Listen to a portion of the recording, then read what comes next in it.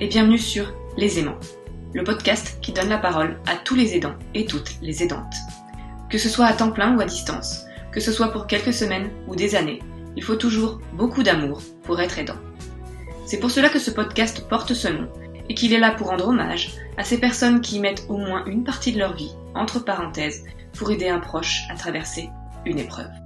Je me présente, je suis Sophie, naturopathe et agitatrice de santé naturelle de profession. Mon parcours personnel m'a amenée à être beaucoup en contact avec des aidants et à être moi-même aidante. J'ai pu ainsi observer de près le dévouement que cela peut être de consacrer une partie de sa vie, ou même son quotidien, à un proche. On parle peu de ces merveilleuses personnes, et pourtant, que serions-nous sans eux, sans elles? Parlons un peu chiffres, pas longtemps promis, pour que vous vous rendiez mieux compte. En France, à l'heure où je vous parle, 11 millions de Français et de Françaises sont aidants, aidantes. Et 63% l'ignorent. Pourtant, cela représente 11 milliards d'euros rien que pour les 60 ans et plus. Mais on aura l'occasion d'en reparler en détail un peu plus tard. Pour l'instant, fini les chiffres et le mental, passons au cœur et au témoignage de ces aidants et aidantes au grand cœur. Dans l'épisode du jour, c'est au tour de Marianne de prendre la parole à mon micro. J'ai également découvert l'histoire de Marianne sur les réseaux sociaux, qui sont décidément un merveilleux endroit virtuel de rencontres et de partage, dont je découvre tout juste l'ampleur et la bienveillance. Et j'ai tout de suite eu envie de lui proposer d'intervenir et de venir raconter son histoire que vous allez à votre tour découvrir ou redécouvrir si vous la connaissez déjà aujourd'hui. Vous commencez à vous en rendre compte, j'ai vraiment pour intention de garder les témoignages les plus authentiques possibles en coupant un minimum les prises de parole. En effet, je considère que les silences, les répétitions, les hésitations permettent aussi de vous transmettre les émotions partagées lors de mes échanges. C'est d'autant plus vrai que Marianne a une façon de s'exprimer particulièrement posée, qui permet à chacun et à chacune de prendre le temps de s'approprier son témoignage, les épreuves qu'elle et sa famille traversent, mais aussi les outils qu'elle nous partage. Merci à Marianne pour son témoignage, sa générosité et sa sagesse, qui, je n'en doute pas, vous feront autant de bien qu'à moi. N'hésitez pas à retrouver Marianne sur les réseaux sociaux, à lui envoyer votre soutien, mais aussi à engager la conversation et à découvrir ce qu'elle propose aux parents et aux proches aidants. Je vous remercie infiniment pour votre écoute et je vous laisse avec ma conversation avec Marianne.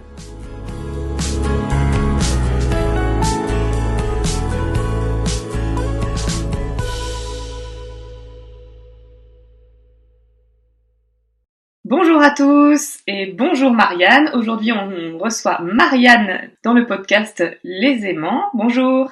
Bonjour, merci de me recevoir dans ce podcast. Je suis super contente d'être là avec toi aujourd'hui, Sophie. Et moi aussi, je suis très contente que tu aies accepté de prendre la parole parce qu'on va le voir, c'est la première fois que je reçois une maman aidante dans le podcast et ça me tenait vraiment très à cœur. Mais je suis ravie de parler de ça avec vous, avec toi et avec tes auditeurs aujourd'hui. C'est cool. Super. Donc Marianne, pour commencer, tout simplement, raconte-nous qui tu es. Qu'est-ce que tu fais dans la vie, où tu habites, Alors, j'ai envie de te présenter. qui je suis, alors ça c'est une grande histoire. Je suis de Amiens, en Picardie, dans le nord de la France. Je suis coach depuis maintenant 1 an. J'accompagne les parents qui ont un enfant malade. Je les aide à se remettre en marche, à se remettre en action. Et je suis la maman de 2 enfants, Nathan 11 ans et Louane 8 ans. Et c'est grâce à mon fils, en quelque sorte, que je suis devenue coach parce qu'on lui a diagnostiqué une maladie neurodégénérative il y a bientôt 3 ans, en août 2019. D'accord, merci pour cette présentation. Et justement, est-ce que ça te dérange de nous en dire un petit peu plus sur l'histoire de ton fils ? Pas du tout, pas du tout, pas du tout. Donc, la maladie a été diagnostiquée en août 2019. C'est une adrénoleucodystrophie, exactement. Ça fait partie des leucodystrophies. Les leucodystrophies sont des maladies rares, génétiques rares. On n'entend pas souvent parler. Ils sont connus de par l'association ELA, qui est une grande association et qu'on connaît bien, enfin qu'on connaît de plus en plus. Donc ça fait partie de ces maladies-là. C'est une maladie qui touche que les garçons, l'adrénoleucodystrophie, qui touche essentiellement les jeunes garçons, qui est fatale dans le sens où il y a son espérance de vie est est très diminué. Là, ça fait 3 ans qu'il est malade, donc il a commencé à perdre d'abord au niveau cognitif. Il a perdu la mémoire, il a perdu tout ce qu'il avait mis 8 ans à acquérir, en fait, l'apprentissage, la lecture, tout ça. Il a tout perdu, comme si tout s'effaçait dans sa tête. Et après, ça a été moteur durant le premier confinement. Il a perdu la marche. Il a arrêté de s'alimenter naturellement. Il a une gastrostomie, une jéjunogastrostomie actuellement. Et il est alité, il est en hospitalisation à domicile depuis maintenant 2 ans en soins palliatifs. D'accord, merci pour ces détails. On va y revenir un peu après, mais comme tu l'as spécifié, en fait, la maladie de Nathan s'est déclarée assez tard. Il avait 9 ans, c'est ça? Ouais, 8 ans et demi. 8 ans et demi. Donc jusqu'à ces 8 ans et demi, il a eu une vie de petit garçon tout à fait normale. Alors il avait une vie de petit garçon tout à fait normale. Il jouait, il courait et 6 mois avant l'annonce de la maladie, il a commencé enfin pour moi, il a commencé à changer en fait. J'avais comme l'impression qu'il se transformait, il avait un comportement étrange, il avait un décrochage scolaire. Tout le monde mettait ça sur le biais des troubles des apprentissages. Donc, du coup, j'ai couru différents orthophonistes, psychologues et psychomotriciens. Et personne ne pouvait penser à ça, personne ne pouvait penser au pire. Mais moi, je remarquais que son comportement était en train de changer. Ça a été 6 mois très difficiles et très longs parce qu'il y avait que moi qui remarquais que son comportement changeait. Mon mari, mes amis, ma famille me disaient que c'était dans ma tête en fait, que c'était pas grave et que je stressais trop et que j'amplifiais les problèmes. Et quand il y a eu le diagnostic au mois d'août, une part de moi pendant un instant a été soulagée parce que j'en étais vraiment à me dire que j'étais folle et que c'est moi qui créais les problèmes et qui inventais les symptômes en fait. C'est ton instinct. Ouais, c'est l'instinct maternel, tu sais, enfin, en tant que parent et surtout en tant que maman, on est mais connecté à nos enfants de la même manière que quand on a un nouveau-né, on se réveille la nuit, on sent qu'il y a quelque chose qui va pas. Et là, c'était pareil. Je sentais au plus profond de moi qu'il y avait quelque chose qui coinçait, que quelque chose allait arriver, mais je ne savais pas quoi. Et j'ai eu une boule au ventre pendant 6 mois, je pleurais tout le temps. Je m'en souviens, j'allais le voir la nuit, je le regardais dormir et je me disais qu'il y avait un truc qui coinçait, mais j'en venais à me dire que j'étais folle en fait. Tu sais, le symptôme, la maladie, là, où les parents, ils inventent des maladies à leurs enfants pour attirer l'attention. Je m'étais dit que je devenais comme ça, que je devenais Et folle. t'étais du genre protectrice avant? Alors moi, je suis une maman poule. Tu sais, moi, je suis une maman à l'italienne, très bisous, câlin, tout ça. Donc ça, oui, c'est moi, c'est dans mes gènes, quoi. Je suis très protectrice, ouais, j'aime bien couver mes bébés. Et du coup, pendant 6 mois, t'as couru un peu tous les médecins, les spécialistes pour comprendre Mmh, ce qui, selon toi, n'allait pas. ouais, Et c'est puis, ça. malheureusement, tu as eu raison. Finalement, l'annonce s'est faite auprès de qui? Alors on est partis en vacances en juillet et là, c'est à ce moment-là où mon mari s'est vraiment rendu compte qu'il y avait un souci parce que là, ça a été il y a eu une dégradation très rapide. Nathan, il perdait la mémoire. Il oubliait les noms de sa famille, de son oncle, de son parrain et il était là, mais c'est comme si il était pas là. Son regard était vide, en fait. C'était vraiment très étrange. Il a eu des fortes nausées et des fortes migraines. Donc c'est ça qui nous a fait consulter. On était dans un hôpital de campagne, là où on était en vacances, et il a été héliporté sur Amiens et il a fait un IRM et c'est là où le diagnostic est tombé. C'était une adrénoleukodystrophie. Donc, en plein milieu des vacances. Le 1er août 2019. Je me souviens de ce jour-là comme si c'était hier. Mais c'est marrant, enfin, c'est marrant.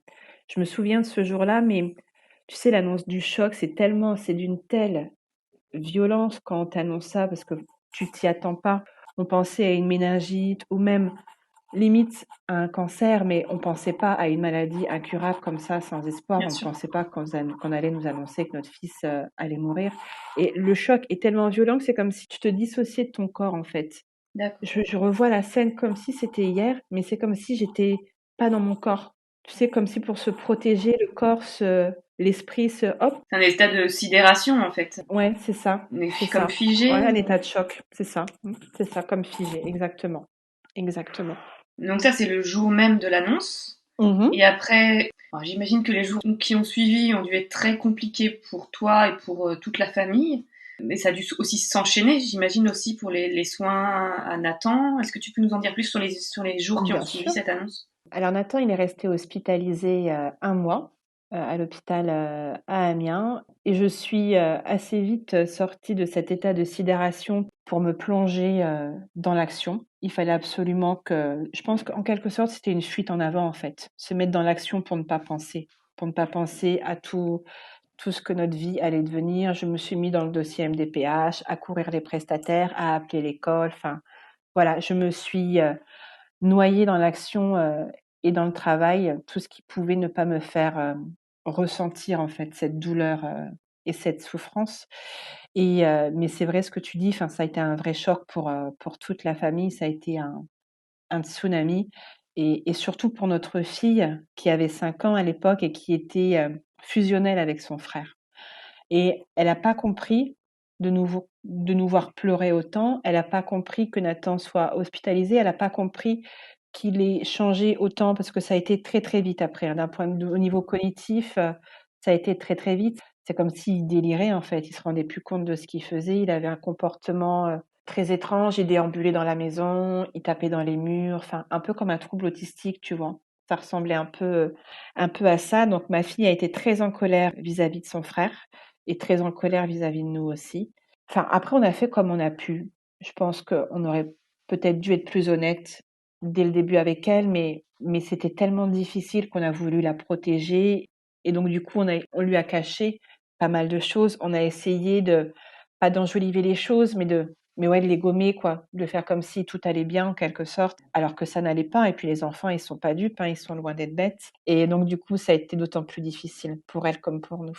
Mais en même temps, à cet âge-là, c'est Mais compliqué voilà, aussi de la vie, la mort, c'est quelque chose qui est pas.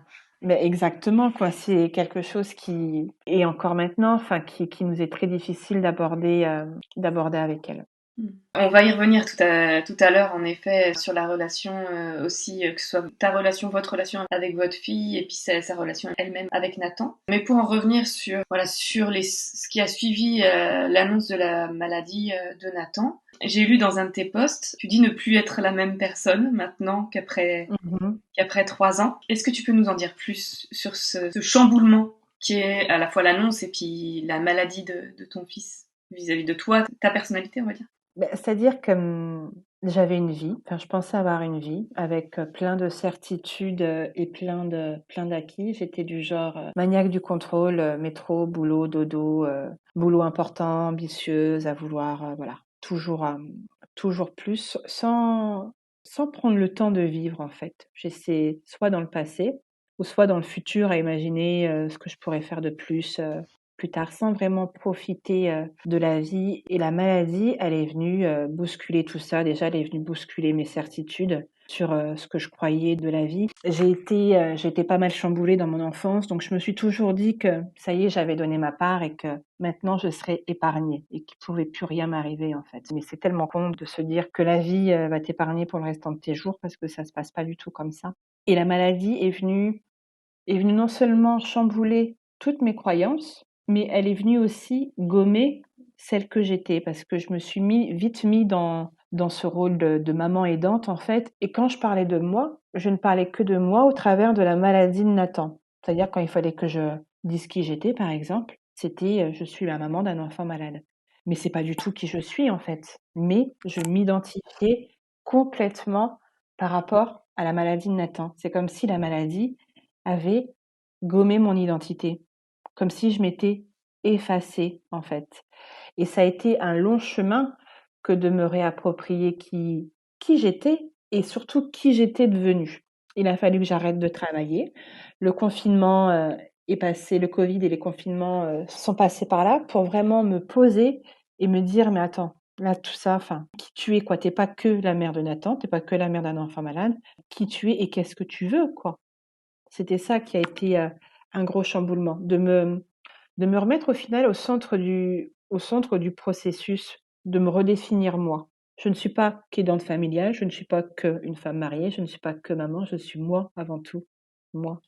Et il fallait que je me redonne une place en fait dans tout ça. Qu'est-ce qui t'a aidé dans tout ce processus? Alors, ce qui m'a aidée, ça a été déjà de lâcher toutes ces émotions que je contenais depuis 6 ou 9 mois. Ça, c'est le premier confinement qui m'a aidée, en fait. Je me suis rendu compte avec le recul que pendant 6 mois, je refoulais toutes mes émotions. C'est comme si, voilà, c'était tellement difficile de ressentir toute cette tristesse et cette souffrance que je l'enfouissais dans une boîte et que je me mettais des œillères et que je bossais, je continuais mon train-train, pas comme si de rien n'était, parce que j'ai jamais été dans le déni, mais ouais, je pense que quelque part, je me voilais la face sur mes émotions et lors du premier confinement, on devait partir à la neige en fait. On devait partir à la montagne avec Nat, ma mère et les enfants, et ils ont confiné le jour où on devait partir.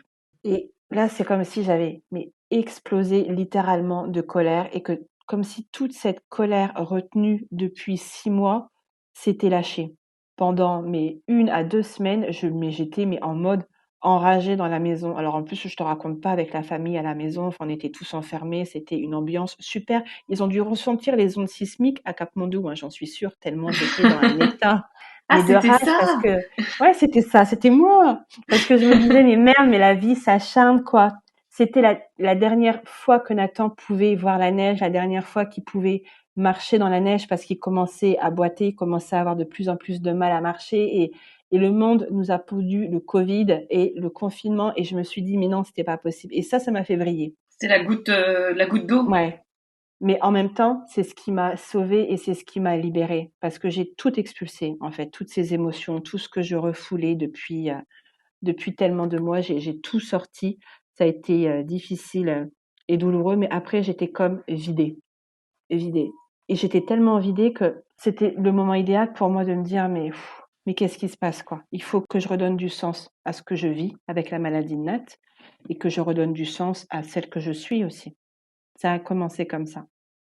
J'ai regardé pendant le confinement, je surfais sur YouTube, je regardais des nanas sur internet et je suis tombée sur des filles qui parlaient de rituels du matin et qui parlaient d'un livre qui s'appelle Miracle Morning, je sais pas si tu connais, de Adele Oui, je Elrond. connais bien, ouais. Et donc du coup, j'ai lu ce livre, j'ai beaucoup accroché. Je me suis jamais levée à 5 heures du matin parce que ça m'a saoulée, mais j'ai beaucoup accroché sur le fait des habitudes, des rituels et surtout j'ai découvert tout ce qui est pensée positive, affirmation positive, l'écriture, la gratitude et tout ce qui est méditation. C'est comme ça que je suis rentrée dans le développement personnel. Je mets des guillemets, mais c'est dans le développement personnel. Il y a encore 3 ans, quand on me parlait de développement personnel, je trouvais ça sectaire, hein. C'était un truc de marabout, de vaudou, de machin. Au final, pas du tout. Et c'est ça qui m'a énormément aidée. C'est ça qui m'a énormément aidée à accepter ce que je vivais et à accepter celle que j'étais devenue. Le premier confinement, ça a été un long moment d'introspection, en fait. Au point que tu as fini par te décider à te reconvertir? Et c'est comme ça que j'ai mis mon premier pas dans le développement personnel et depuis, je ne l'ai jamais enlevé et au contraire, j'ai continué de cheminer dans cette direction et le développement personnel, c'est un mot qui veut tout dire et rien dire. Enfin, on peut y mettre ce qu'on veut, c'est comme derrière le mot résilience, tu sais. La résilience, on l'entend beaucoup, ça veut tout dire et rien dire. Pour moi, le développement personnel, c'est apprendre à se connaître, être à l'écoute de ce que notre corps, de ce que notre cœur, de ce que notre tête nous dit, et être dans une démarche de mieux-être en fait, de mieux vivre. En ce qui me concerne, c'était mieux vivre avec la maladie de Nathan. J'aimerais aussi aborder, du coup, tu as parlé du fait que tu étais mariée. C'est Mhm. toujours le cas. Enfin, tu étais Et mariée à l'époque, c'est franchement, toujours ça, le cas et, 3 ans, 3 ans après. et on en est fiers, hein, parce que déjà être en couple, c'est pas facile à la base, mais quand tu as un enfant malade, bah alors là, pouah. Pour être très honnête et très transparente, ça a été hyper difficile. Je crois qu'on a failli se séparer au moins 5 fois parce que la maladie, l'annonce de la maladie, ça crée comme une scission en fait dans le couple.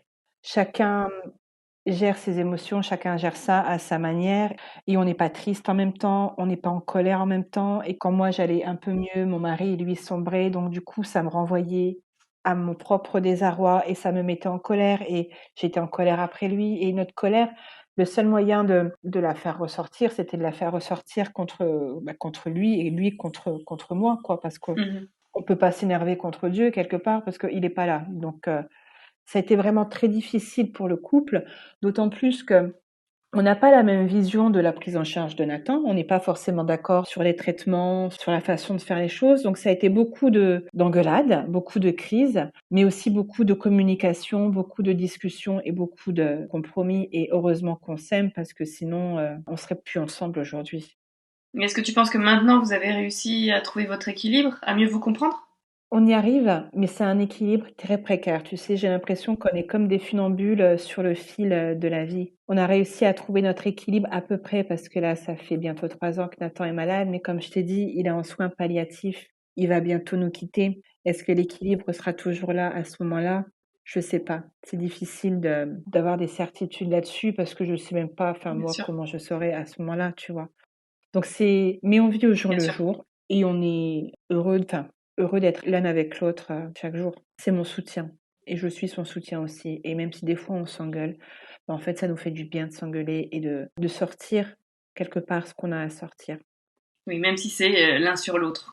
Oui, même si c'est l'un sur l'autre, parce qu'on sait très bien qu'on a une vie tellement particulière. Enfin, je sais que même si des fois on est fatigué, on est épuisé, on est en colère, dans le fond, c'est pas après moi qu'il est en colère. Et comme moi, je ne suis pas en colère après lui, je le sais et on arrive toujours à en discuter et à aplanir et à apaiser les choses. Oui, il y a des bases quand même qui sont solides, quoi. Ouais, voilà, il y a des bases solides. C'est pas facile, c'est un challenge, mais il y a des bases, ouais, il y a des bases solides. On est une équipe. On est une équipe face à la maladie. Ok, j'aime beaucoup ce mot, C'est c'est mon vrai. partenaire, dans Mhm, tous les sens du terme, et encore c'est ça. plus en vivant la maladie de Nat. Mhm. Mais oui, ça me semblait important d'aborder le sujet parce que c'est clair que voilà, une épreuve comme celle-ci, ça peut. Le couple, il prend cher, hein. Mais quand tu arrives à traverser ce genre d'épreuve et à rester en couple, tu peux te dire que ton couple, il est solide, quoi. C'est du béton. Il tient la route. C'est clair. Et sinon, du coup, on parlait plutôt de l'annonce et de votre rapport à du coup la petite sœur de Nathan, Louane. Ouais. Quel est son lien maintenant avec son grand frère? Est-ce qu'elle comprend d'ailleurs ce qui lui arrive? Alors, les enfants, ils ont un super pouvoir extraordinaire, c'est qu'ils ont une capacité d'adaptation phénoménale. Il lui a fallu quand même un an pour se réapprocher de son frère parce qu'elle était dans la colère, elle était dans la tristesse et dans le chagrin et aussi dans la compréhension de l'avoir vu changer si rapidement. Elle avait peur des tuyaux, enfin parce qu'il a un cathéter central, il Mhm. a des perfusés en permanence, donc elle avait peur des tuyaux, elle avait peur de tout ça. Elle s'est fait accompagner pendant plus de 2 ans et demi par une pédopsychiatre ça l'a beaucoup aidée. Et maintenant, au niveau de ses rapports, ben, c'est devenu sa normalité en fait. C'est rentré dans sa vie. Son frère, il est malade, il est à la maison, il est couché, il bouge plus, il se lève plus. Et je dirais pas que c'est ok parce que je pense qu'il y a toujours une part d'incompréhension sur pourquoi, mais c'est rentré dans sa vie, dans sa normalité, dans son cadre. Il n'y a plus cette colère. Il n'y a plus cette colère. En effet, c'est impressionnant de la part d'une petite fille qui a maintenant quoi, 8 ans, Non mais de les enfants, vous s'adapter comme savez, ça. ils sont plus forts que enfin, tu sais, ils sont plus forts que nous. Ils sont plus forts que nous, mais ce qui m'embête, c'est qu'elle nous dit pas ce qu'elle ressent parce qu'elle veut nous protéger. Elle ose pas pleurer devant nous parce qu'elle veut pas que nous on pleure et elle aime pas nous voir pleurer. Souvent, quand on pleure, elle vient mettre ses petites mains comme ça sur mes joues et elle me dit: «Maman, pleure pas, ça va aller, je te promets, ça va aller». Et ça me fait mais tellement mal au cœur qu'elle s'autorise pas à être triste et à pleurer devant nous. Alors je sais qu'elle le fait à l'école, elle le fait avec ses doudous, mais pas devant nous, parce qu'elle veut être forte pour nous. Sacrée responsabilité pour une petite fille de son âge. Mais ouais, c'est la maladie, tu vois, enfin, et elle n'est pas dans un rôle d'aidant comme moi je peux l'être ou mon mari peut l'être, mais quelque part la vie l'a mis quand même plus ou moins dans ce rôle. C'est-à-dire que quand les machines sonnent, elle vient nous voir en nous disant les machines sonnent, il faut changer le lait, il faut faire ceci. Enfin, elle a des réflexions et un comportement qui normalement ne devrait pas être, enfin, pour une petite fille de son âge en fait. Donc on parle d'aidant, mais elle aussi, à son âge, à 8 ans, quelque part, elle est dans ce rôle d'aidant familial. Oh oui, je comprends bien. Une maturité peut-être sûrement plus élevée qu'une Ah petite fille oui, de son âge. mais ça va lui apporter, enfin, une force et une maturité, comme tu dis, et une capacité d'adaptation et une ouverture d'esprit aussi, tu vois, à la différence et au handicap, que d'autres enfants n'ont peut-être pas. C'est clair que je peux témoigner puisque moi aussi j'ai été Bah face ouais. voilà, à la différence au handicap très jeune et alors je dis pas que je suis reconnaissante voilà maintenant à l'âge adulte mais je sais que ça m'a profondément changé que je ne serais pas la même si mes parents n'avaient pas été malades. Mais complètement. On parle de changement d'identité, mais c'est valable pour elle aussi. En 3 ans, c'est comme si elle avait pris 15 ans. Tu vois, c'est la vie, la maladie l'a transformée aussi. Et tu sais si elle sent un décalage avec ses camarades de classe, ses enfants de Non, son non, âge? non. Alors à l'école, elle a une super école qui est très aux petits soins pour elle et ils savent qu'il faut en parler si elle a envie d'en parler, mais que si elle a pas envie d'en parler, ben elle en parle pas. Ça a été dur au début quand elle a compris, enfin qu'on pourrait plus partir autant en vacances qu'avant, que notre vie serait différente. Là, elle s'est sentie en décalage, elle s'est sentie moins libre que ses copains, mais maintenant, non, ça va mieux. Tant mieux. Et est-ce que par contre ce sentiment de décalage, vous pouvez enfin ça vous arrive de le sentir avec vos proches? Tous les jours, tous les jours, tout le temps. Il suffit de regarder les gens vivre, en fait. Quand tu vois les gens qui se promènent, qui font du vélo avec les enfants, on se sent en décalage. Quand on voit les gens qui parlent de leurs vacances, quand ils partent à la neige, quand ils partent à la mer, on se sent en décalage. On entend les gens parler de leurs préoccupations quotidiennes, on se sent en décalage, on se sent en décalage tout le temps, Tout le temps. tout le temps, tout le temps. Mais est-ce que c'est une mauvaise chose? On vit dans un monde, enfin, quand tu vis dans le monde du handicap et de la maladie, tu vis dans un monde parallèle au monde, enfin, à l'autre monde, en fait. Les choses sont différentes, elles sont plus douloureuses et plus tristes parfois, mais tu sais, enfin, quand tu vis, tout est plus fort et tout est plus intense, tout est plus vrai et tout est plus authentique aussi que dans l'autre monde. Il n'y a pas de faux semblants, il n'y a pas de... On vit dans le moment, tout simplement, on vit dans le moment.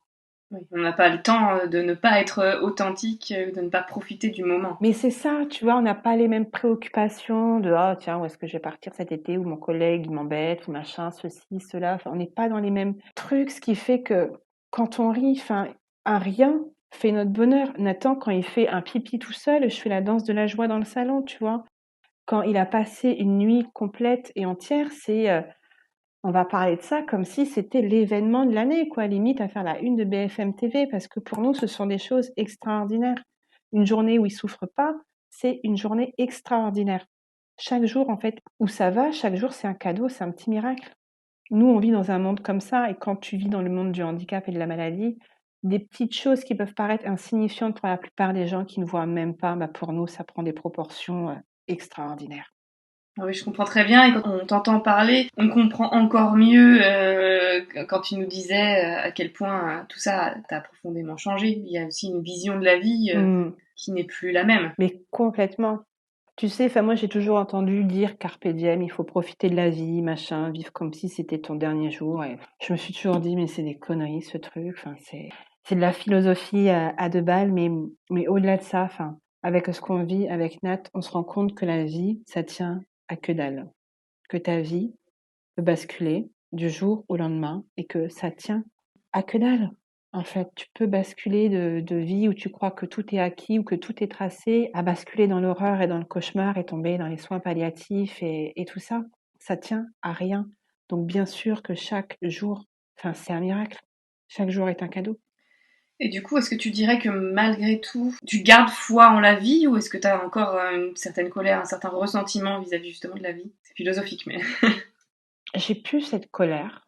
Des fois, j'ai de la colère contre les médecins, contre le manque d'intérêt des gens pour le monde du handicap et de la maladie. Là, oui, j'ai de la colère, mais contre la vie, non, j'ai plus de colère. J'ai accepté. Accepter, c'est pas, enfin, c'est pas s'en foutre, c'est pas se réjouir ou quoi que ce soit. C'est juste que j'ai accepté la réalité de ma vie. Ma vie maintenant, c'est avec la maladie de Nathan.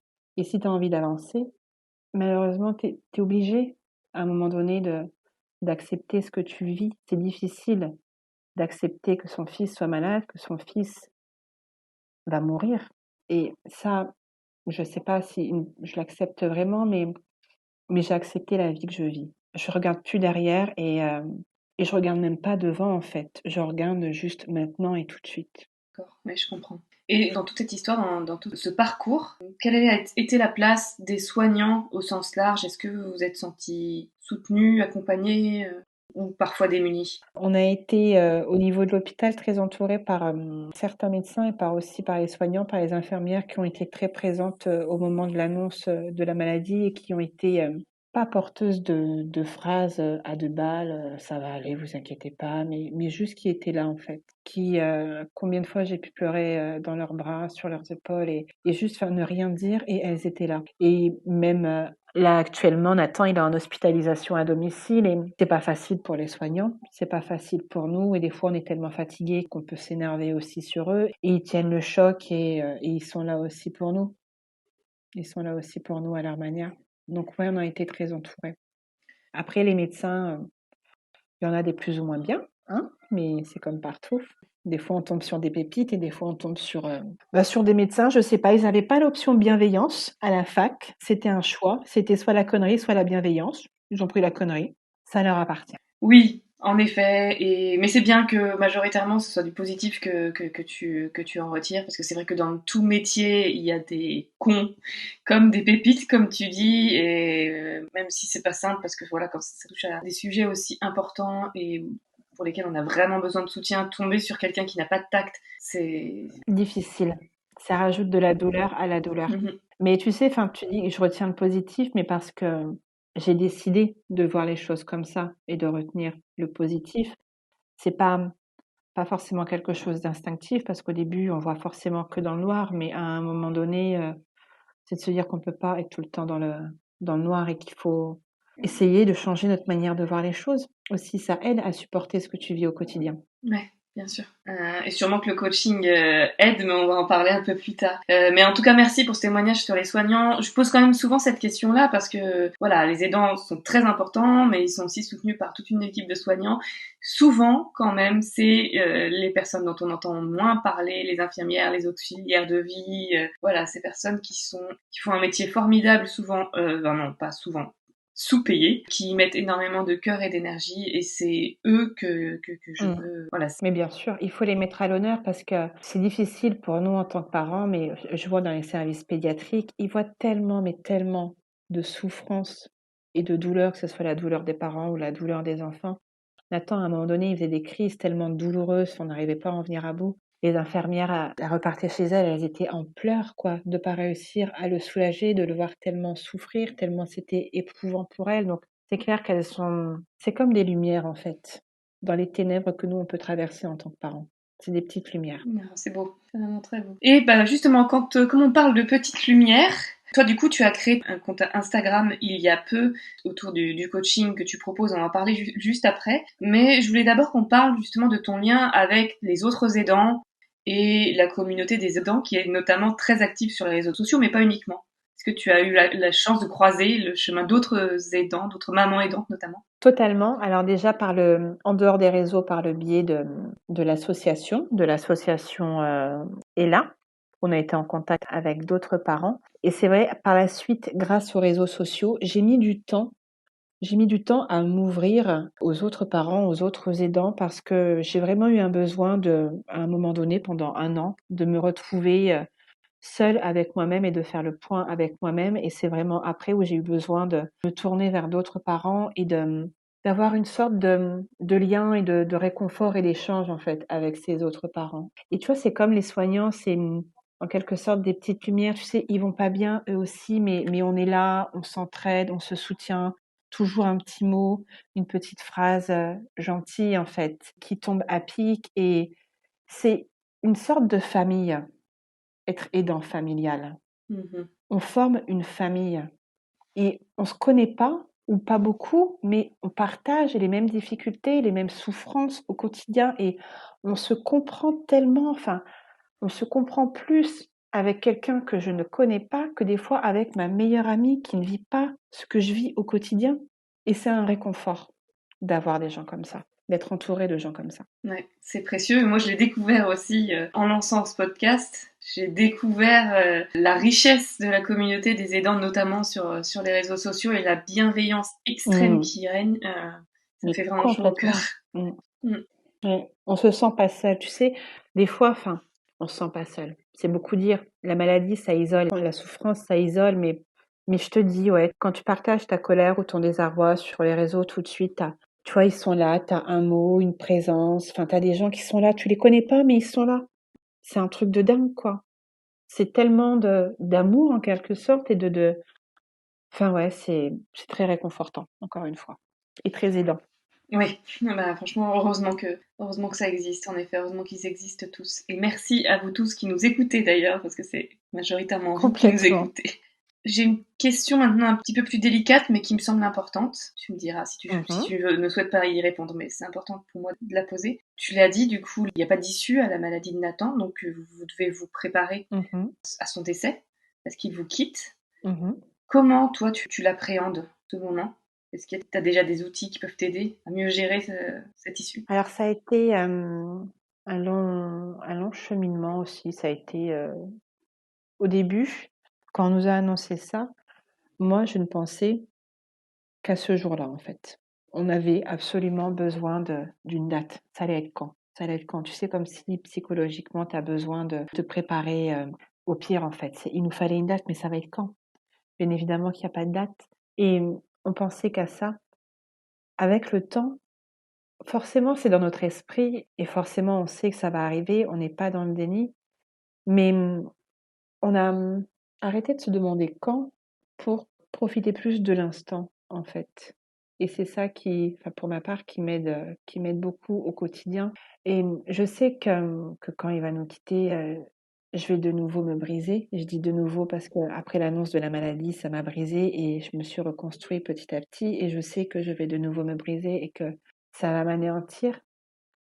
Mais tu sais, quand t'es parent, tu souhaites le meilleur pour tes enfants et là, ce qu'il vit, sa maladie, c'est pas le meilleur pour lui. Alors, j'ai pas hâte que ça arrive, mais je sais que quand ça arrivera, déjà moi je serai là et il sera libre. Il sera libéré de tout ça. Il souffrira plus. Non, il souffrira plus. Il aura pu à vivre cette vie. Il voulait être directeur de jouet club. Alors peut-être qu'il le sera dans une autre vie, C'est adorable. On lui souhaite, en effet. mais je lui souhaite, ouais. Maintenant, je voudrais parler de ton parcours professionnel parce que, comme tu l'as dit, voilà, ça a été un long cheminement pour te dire que tu n'étais pas uniquement aidante et maman aidante de Nathan. Déjà, qu'est-ce que tu faisais comme métier avant l'annonce de la maladie de Nathan? J'étais manager dans le commerce. D'accord. Pendant plus de 15 ans, j'ai été manager dans le commerce. Donc, à travailler les week-ends, à finir tard le soir et un boulot très prenant, très stressant. Qui te plaisait? Écoute, sur l'instant, je pense que oui, ça me plaisait.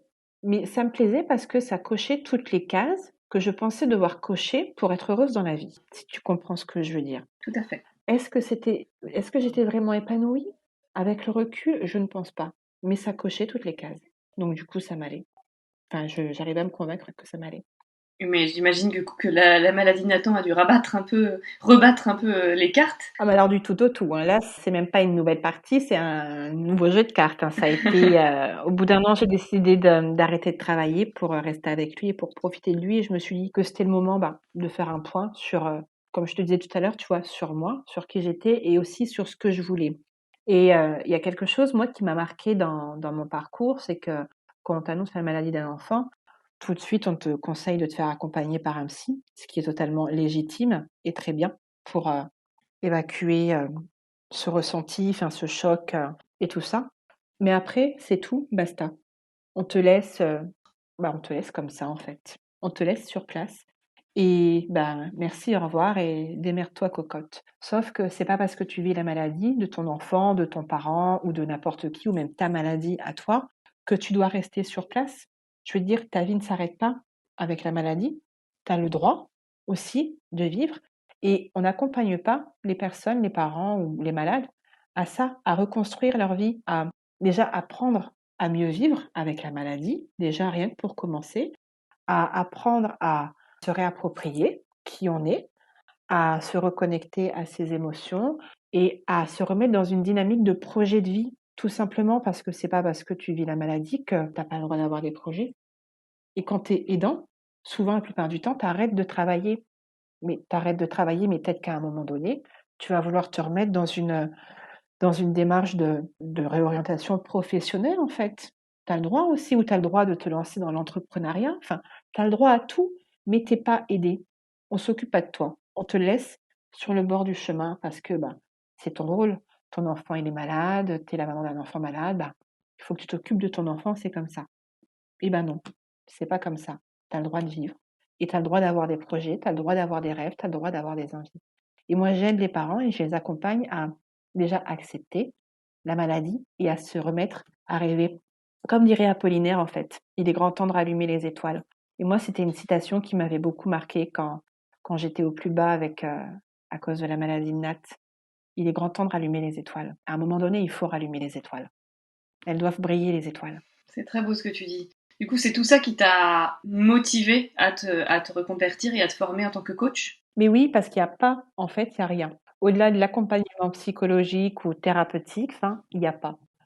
La psychologie, tu travailles sur le pourquoi de ton mal-être, sur ta souffrance en fait. Le coaching, lui, il travaille sur le comment avancer, comment construire, comment reprendre le contrôle, le pouvoir sur sa vie, parce que quand tu subis, enfin quand tu as la maladie dans ta vie, tu as l'impression que tu subis ta vie, que ce soit la maladie de ton enfant, la maladie de ton parent ou ta maladie, tu as l'impression que tu subis ta vie et que tu n'as plus de vie, que toutes tes portes se ferment.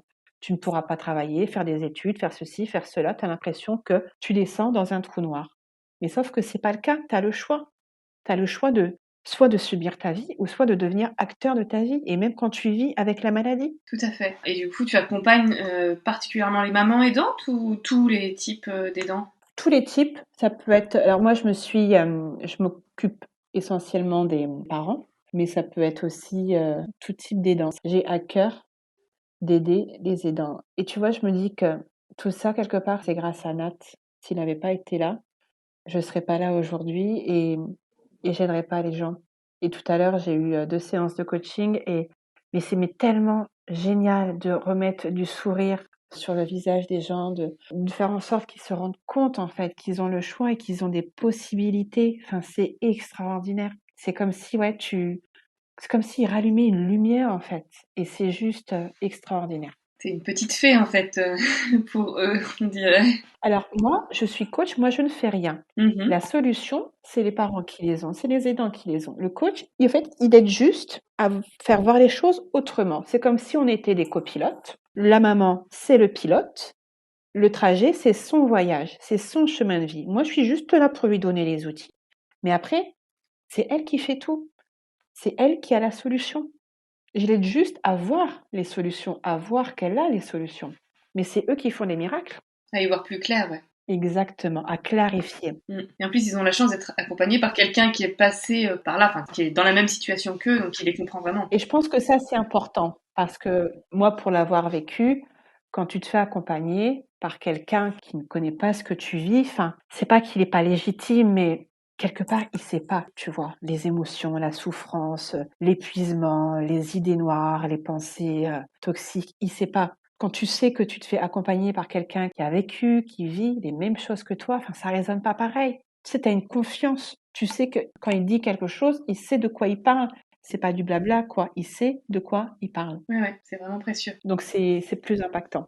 Je voulais juste faire la remarque, voilà, tout à l'heure, tu disais que sans la maladie de Nathan, tu ne serais pas celle que tu es aujourd'hui. C'est vrai que c'est assez inspirant et impressionnant de Mhm. voir que les épreuves, aussi dures soient-elles, on l'abordait avec Florie dans le podcast précédent, peuvent aussi nous apporter des choses extraordinaires dans la vie.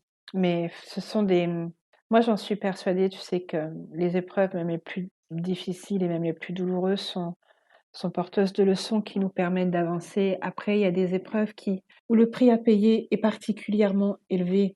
C'est une certitude. C'est une certitude. Et si j'avais le choix et si je pouvais tout recommencer et retourner en arrière, mais bien évidemment que je le ferais. Sauf que j'ai pas ce choix-là et que je dois faire avec la vie que j'ai.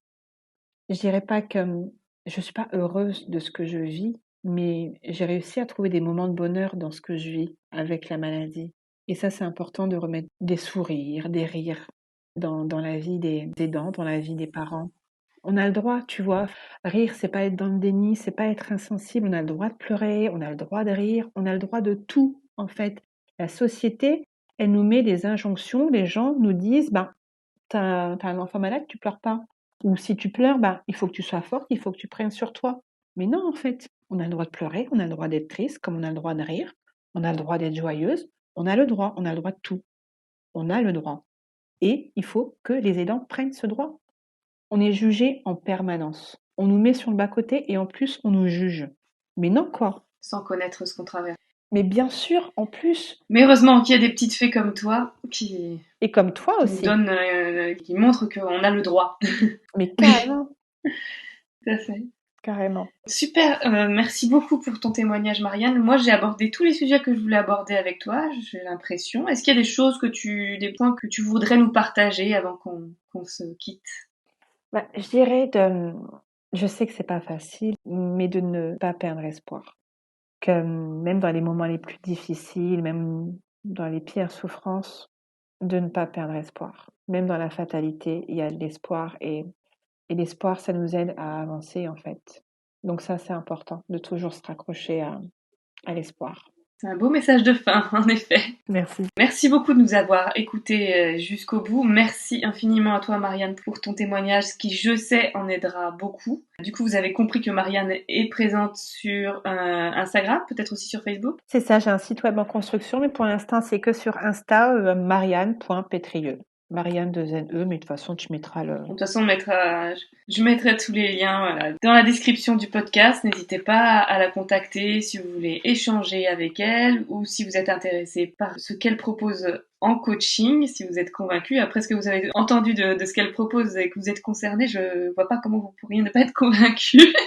Merci, c'est gentil. Et voilà. Et moi, je vous donne rendez-vous dans un prochain épisode, dans 15 jours, avec un nouvel aidant qui témoignera à mon micro. Merci beaucoup. À très bientôt. Merci Sophie et merci à tous. Au revoir. Merci à toutes et à tous d'avoir écouté cet épisode du podcast Les Aimants. S'il vous a plu, touché ou s'il vous a été utile, n'hésitez pas à me le dire, mais aussi à lui donner une bonne note sur l'application de podcast que vous utilisez et à le partager autour de vous. C'est peut-être un détail pour vous, mais pour moi, c'est essentiel. D'autant plus que nous sommes au démarrage de ce podcast et qu'il est important que ce sujet et ces témoignages atteignent un maximum d'oreilles. De plus, si vous êtes vous-même aidant ou aidante et que vous aimeriez témoigner sur ce podcast, ou bien si vous connaissez quelqu'un susceptible de pouvoir intervenir, n'hésitez pas à me contacter. Pour le reste, on se donne rendez-vous sur les réseaux sociaux, sur Instagram @lesaimants_podcast et sur Facebook Les Aimants. Prenez soin de vous et de vos proches. À très bientôt!